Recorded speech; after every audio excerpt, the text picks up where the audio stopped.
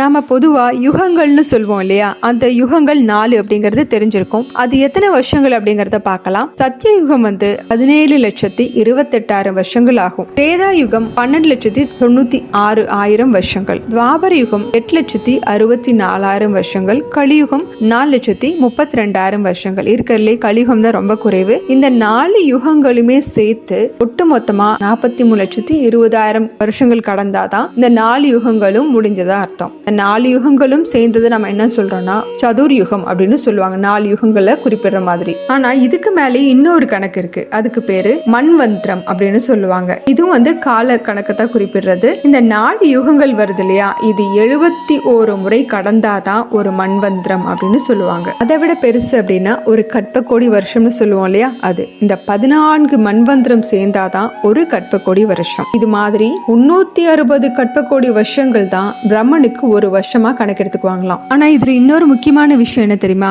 மனுஷங்களுக்கு இருக்கக்கூடிய வருஷ கணக்கும் தேவர்களுடைய வருஷ கணக்கும் ரொம்ப வித்தியாசப்படும். நமக்கு சத்தியயுகம் முடியறதுக்கு 17 லட்சம் வருஷங்கள் ஆகுதுன்னா தேவர்களுக்கு 4,800 வருஷங்கள் தான் ஆகும். அதே மாதிரி திரேதா யுகத்துக்கு அவங்களுக்கு 3,600 வருஷங்கள் தான் ஆகும். துவாபர யுகத்துக்கு 2,400 வருஷங்களும், கலியுகத்துக்கு 1,200 வருஷங்கள் தான் ஆகும் தேவர்களுக்கு. அதுலயும் ஒவ்வொரு யுகத்திலயுமே விஷ்ணுவோட அவதாரம் பாத்தீங்கன்னா சத்தியயுகத்துல 4 அவதாரம் எடுத்திருப்பாரு, திரேதா யுகத்துல 3 அவதாரமும், துவாபர யுகத்துல 2 அவதாரமும், கலியுகத்துல 1 அவதாரமும் எடுத்திருப்பாரு.